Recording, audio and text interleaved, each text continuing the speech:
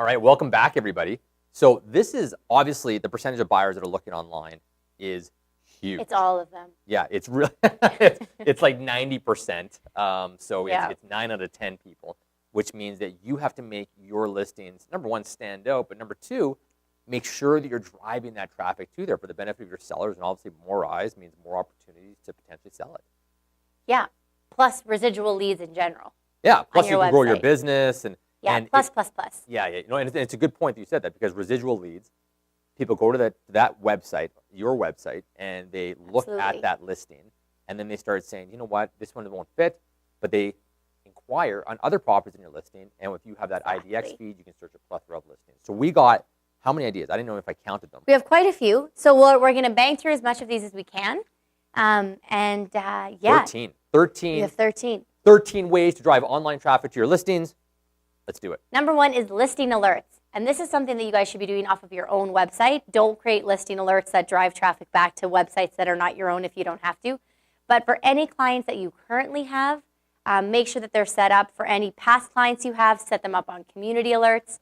But make sure that you're doing that. And big one, if you're using any sort of system, and conversion is one of these ones, don't let a system automatically choose the listing alerts for you, because it's so hard for them to do it properly. Make sure for anybody that's set up on a listing alert, you're going in properly and making sure that you have all of your little boxes checked in terms of what communities, what price ranges. That's right, narrow it down. And narrow it down properly so that they're receiving accurate information, because that's the type of thing where every single week somebody could potentially be coming to your website and looking at not only the one listing you might have on the market, but other listings as well.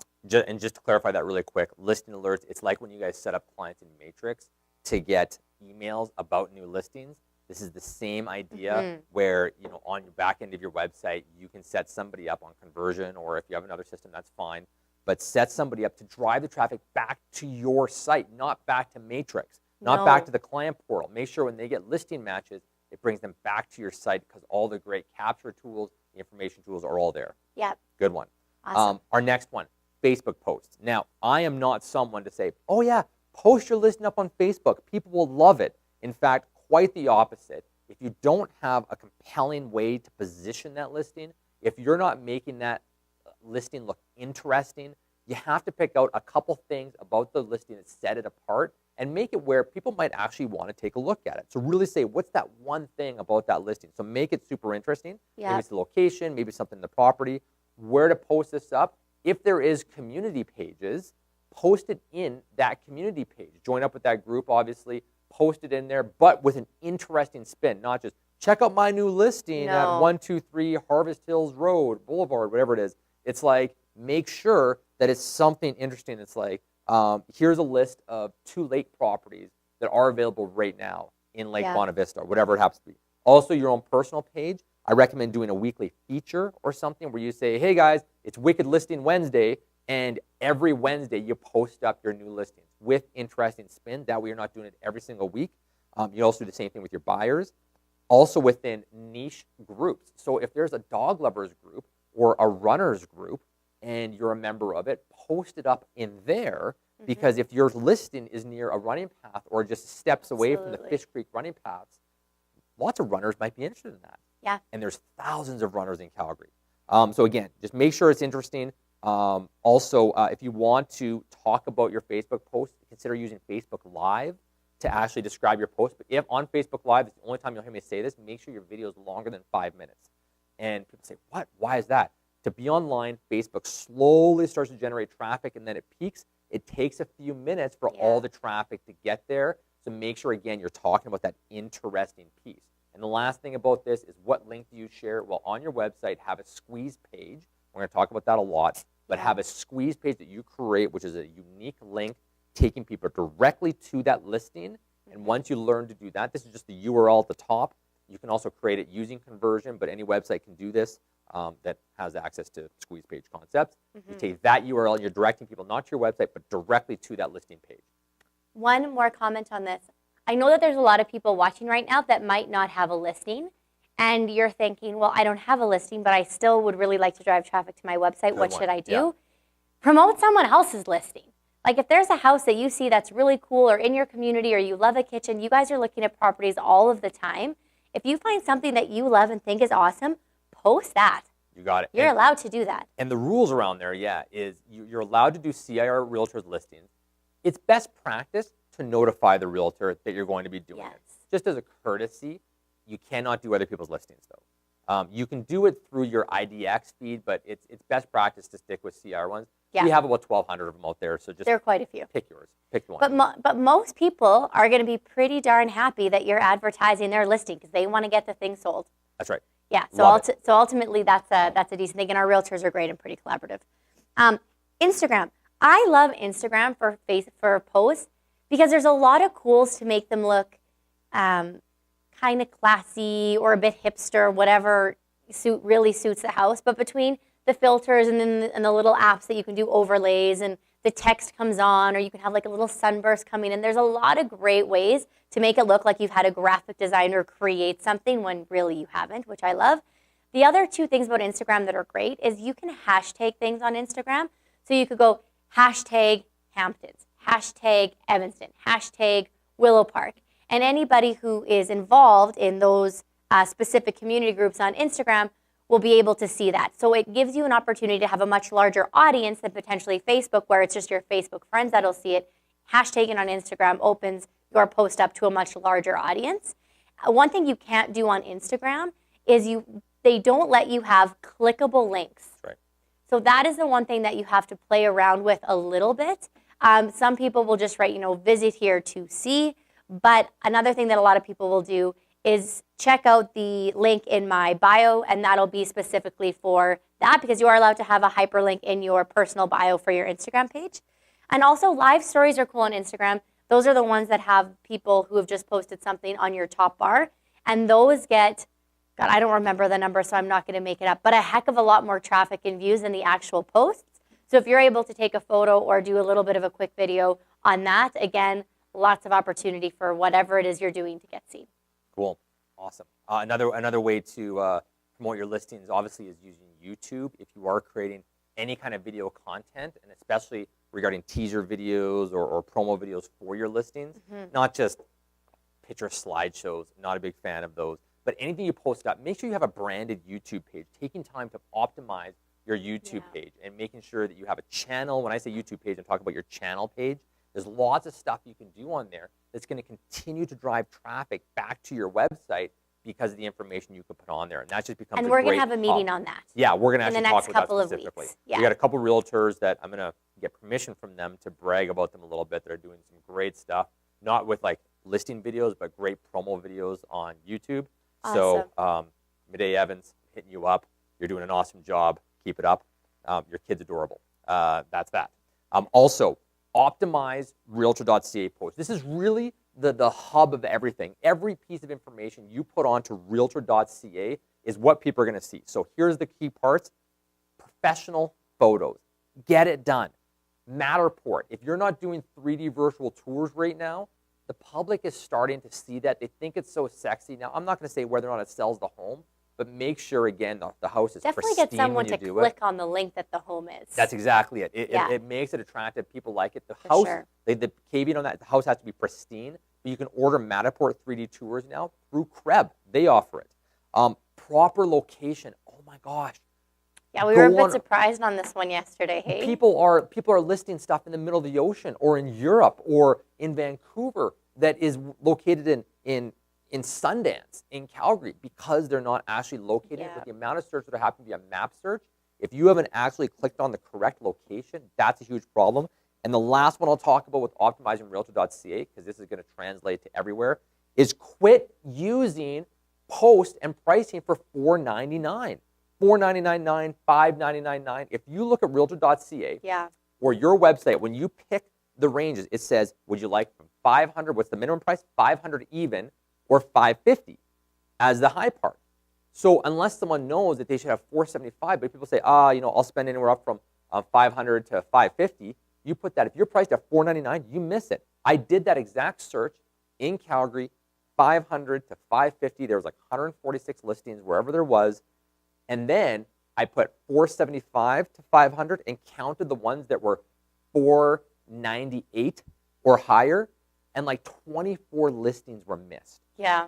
24 people, properties wouldn't have been seen unless someone was trying to do a map search.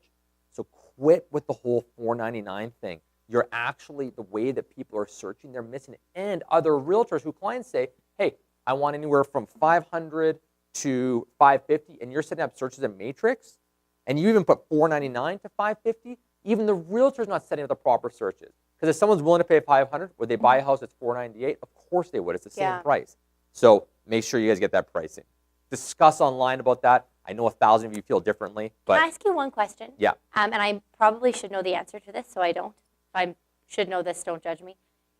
Is it mandatory when you post photos that the front of the home is the very first photo?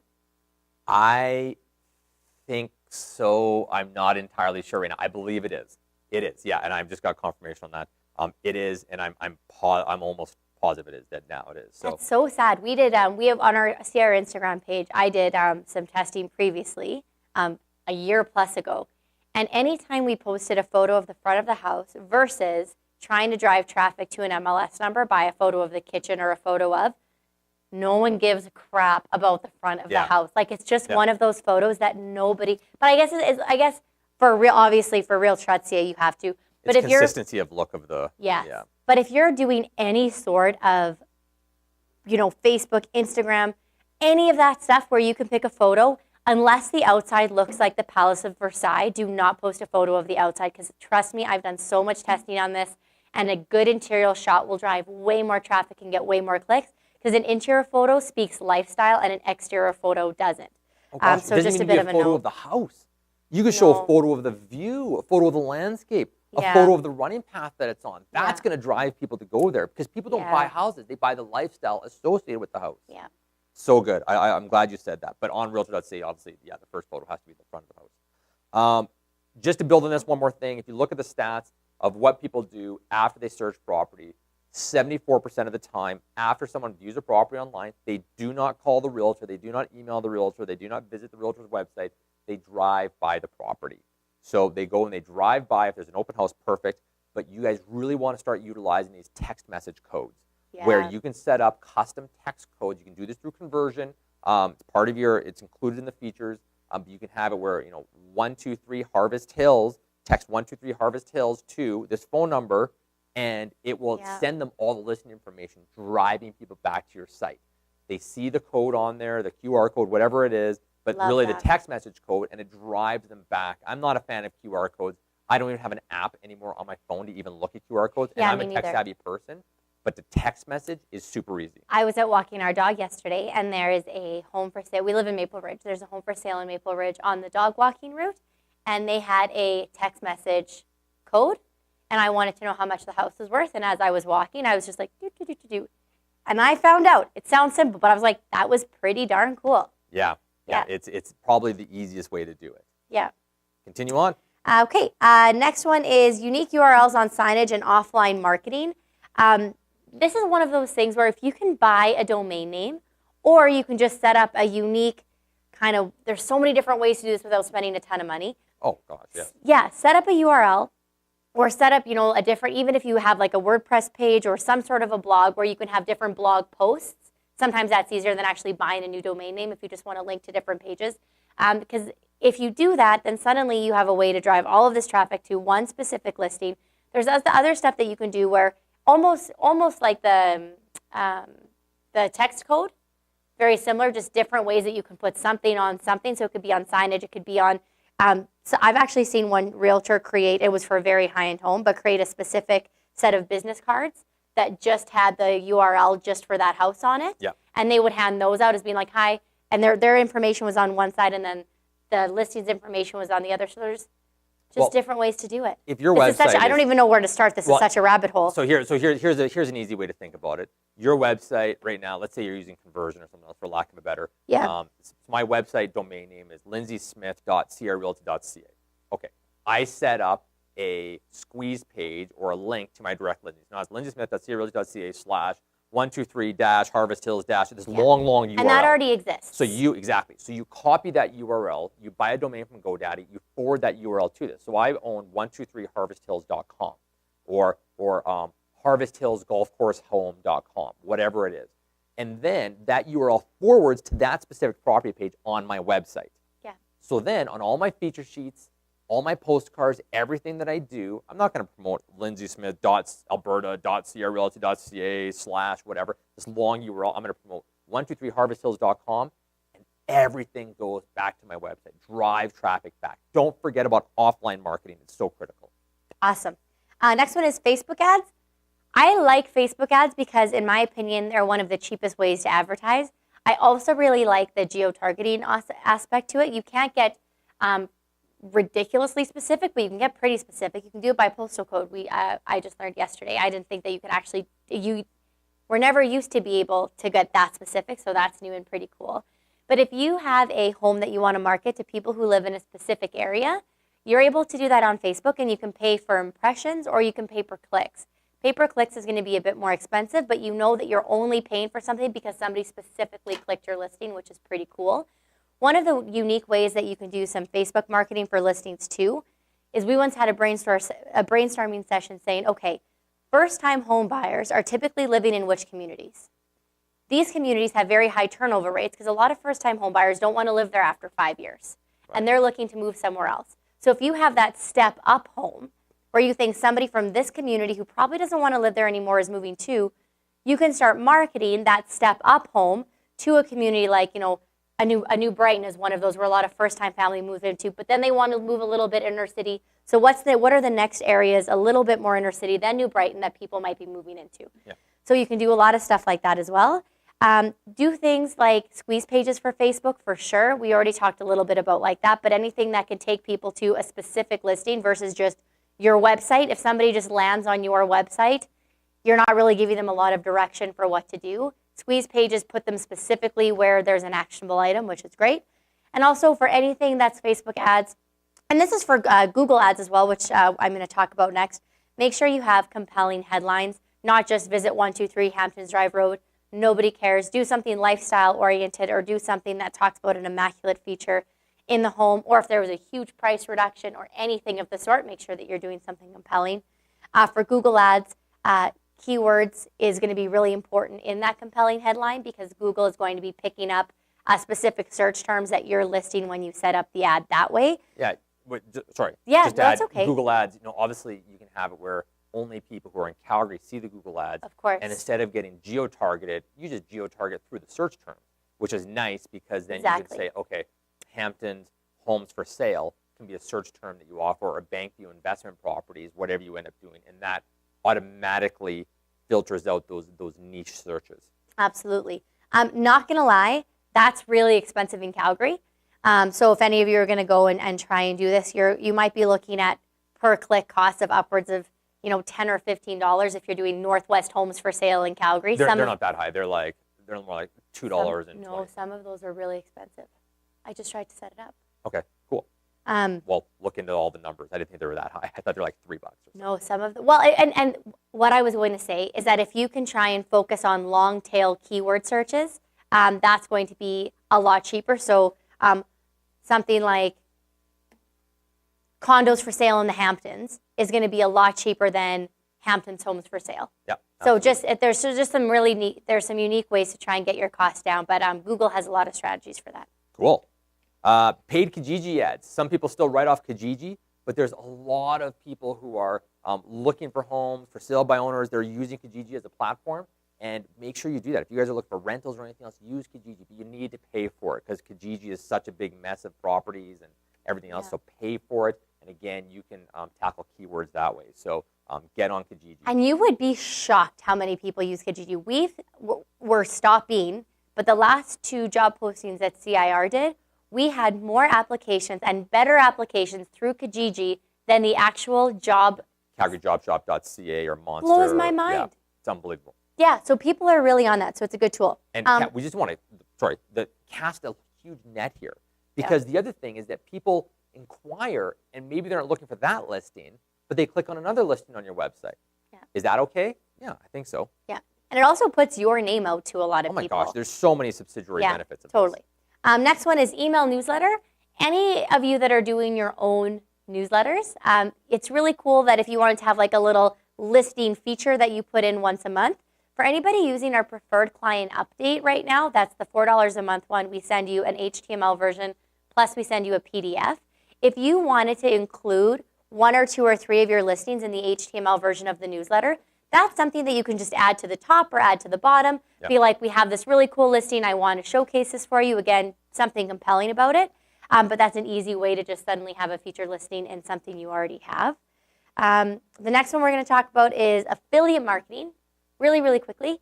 But affiliate marketing is neat because if you can get somebody else to advertise your listings, that is so great. And advertising isn't even the right word. I remember when I was living in Scenic Acres, and the home next to my parents' house went for sale, and I've been in their home, and I loved that house.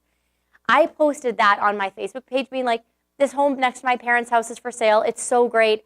And I'm not a realtor. This was years and years and years ago. But I know a heck of a lot more and different people, not more, but a lot of different people than the realtor who's probably promoting the same listing. So if you have a mortgage broker, a home inspector, or a lawyer, or anybody in your sphere of influence, and it makes sense for them to have a reason to want to share that listing, go for it. If I can build on that too, get back to this point of who is interested in properties like this. If there's a house that has dog doors and a dog run and it's pet friendly, maybe there's a little cat chute where the cat's going to run around the thing. There's lots of pet pages up there that would share a home like that because of where it is. Absolutely. For the location of runners. Maybe there's a development in the community that there's this unique home that came up for sale in Harmony. Yeah. Would Harmony be willing to share that unique listing on their website to promote it for what's happening in the community, especially if you make a good video on it or something else like that? Totally. Also, I had a friend of mine who is deaf, and she's a realtor in town here and stuff, and so she's deaf, so she works with people who are deaf and can't hear, and obviously that's what deaf means, but she can do sign language and everything else, so she's created this niche, and there's these societies that work with people who are disabled, or someone work with affordable housing, or any type of thing, seniors, or wheelchair ramps, or accessible homes, whatever it happens to be. If you have a home like that, these groups have a lineup of people looking for homes specifically like that. So true. Obviously, deaf doesn't fit into that, but in terms of having a realtor with specific skill sets, you can promote these things to that group. And affiliate marketing is collaborating with people who have shared common interests for that property who might be willing to promote your listing for you. Awesome. Last one, data syndication. Last one, and this is already automatically happening for you, but it's data syndication, and specifically the IDX co-op agreement through CREB. And what this means is IDX stands for the Internet Data Exchange, and it's the common database where all the properties are held, and then CREB licenses people to show that data. But bottom line is when you have a listing, it's automatically shared on every other realtor's website. So if you ever get an objection from a client saying, oh, no, I want to go with this realtor because they have more web traffic, it doesn't matter. Say, well, I'll tell you what, our listing is going to go on there as well because it goes on all of them. We're not going to stop there. We're going to post on hundreds of websites, and that automatically happens through the CREB co-op agreement. That's the reason you can show every other person's listings in CREB through your website as well. And for CIR as well, your listings all go to the leadingre.com website, That's right, which is shared by over 600 different companies in 65 plus countries worldwide. So that is a really cool way that your listings are already being promoted for you. In addition to if you have any luxury listings, those are being automatically syndicated to that, which again is shared by hundreds of brokerages worldwide. Perfect. Yeah. Hopefully you guys were able to write some of those down. We will be posting this online as well if you guys want to get a little bit more information on segments. If you have any questions regarding this, start on Google. There's so many different places to Google this information. This is not reinventing the wheel by any stretch. But we were really smart in talking about it. Yeah. Just cool. Google what we talked about. Yeah, just Google everything. And obviously, if you guys have specific questions, we can help you out as well. All right, we are going to come back and talk a little about how's the market. And for now, we'll be back after we talk about some of our best vendors and some of the new realtors who have joined us.